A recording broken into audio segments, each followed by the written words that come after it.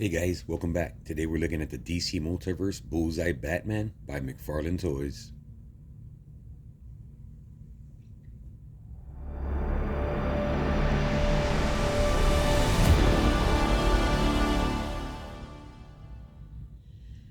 Alrighty, and getting started. Here we're having a look at the packaging. And normal packaging is where you're going to have your tie downs, have your product placement in the front, accessories, McFarlane Platinum Edition sticker. And as always, the McFarlane Toys, he's going to come with this card in the background, bio card. Looking at the back of the packaging, you have it comes from Detective Comics number 241 if anybody's interested in the story. But like I said, as far as the packaging, standard on the front and some great artwork in the back, Robin included, like uh, like everything that's done on this cover right here.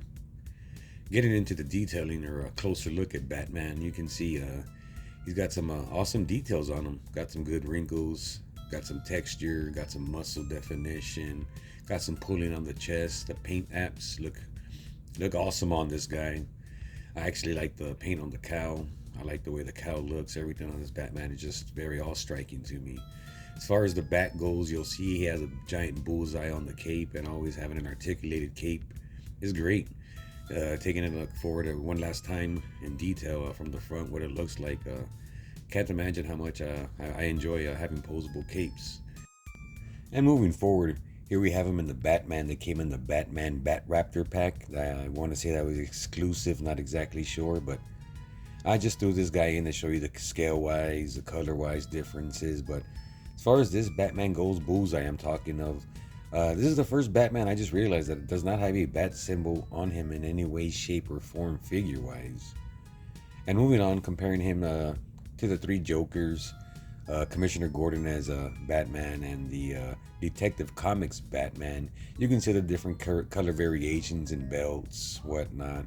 I like that Commissioner Gordon actually has a gun holster as opposed to the traditional belt, which I think is a nice touch on that figure. But other than the colors, I can understand why they didn't go with the black belt for the Bullseye. It would have been too much black or white, but something to throw off just that break. I think a third color, even a gray belt, would have been nice. And I know it's trying to remain comic book accurate, but like I said, just one other color in there would have been nice. I mean, if you look at the face sculpt, like I said, having that one different color just to break up all that black and white tension does go a long way.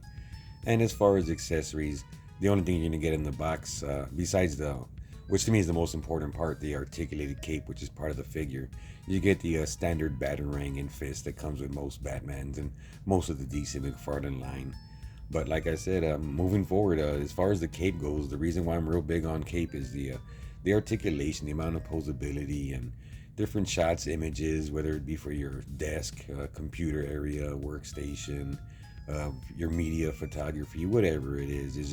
It's always awesome to have different posing options.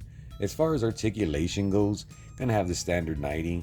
Ab crunch is pretty good, goes back pretty far. As far as forward, you're gonna get, like I said, a lot of motion forward and backward. As far as legs, you do have that double hinge. You're gonna get that double bend, as always. As far as forward and back on the legs, you see about as far as he'll go. As far as a split, he can do one pretty wide, actually, which I said will help with a lot of action poses and different stanzas. Anyways, as far as the waist, you can see he's got a nice little turn, little swivel there, the chest and waist. So I like that. Like I said, that'll also help with the more articulation you put on these figures, to me, the better posability and play you can get out of these guys. And here he is next to Commish on a solo look. And like I said, even the Commish is just simple, just in their outline of a bat signal. It's still got a bat signal, so I'm still kind of swallow that pill of no bat signal on this Batman. But they do look great together, scale-wise. I like the heights. I like these slimmer Batmans as opposed to, as we saw earlier, that three Jokers just had a very bigger, muscular kind of build. And that was the one thing that a lot of people did complain about, that 1-3 Jokers, was he was just a little bit too tall. I mean, he's even larger than Superman. So like I said, these two guys, in my opinion, I think mesh well, a little bit better together on your shelf or displays. And as far as the head sculpt goes, I love this head sculpt. This is one of the best, if not my favorite head sculpt I've seen on a Batman from Mcfarlane Toys. I wish the cowl face would have been completely black as opposed to a white nose. I do like the white eyebrows, but I definitely love this sculpt. Hope to see it reused again in some future figures, some future releases. And I've added the Detective Comics in here one last time just so you can see the difference, like I said, as far as the capes, as far as having a posable as opposed to a static. I mean, hard plastic. Not only do those thicker, bigger capes weigh the figures down, they're in the way as far as when you go to posing, articulation, looks, and stuff. So, like I said, to me, as long as Mcfarlane keeps putting out wired, posable capes, I'm willing to shell out my money. So as far as that goes, as far as this Batman, this Bullseye's Batman, I think he's a great looking figure. If by all means, if you got the funds, I highly recommend picking him up.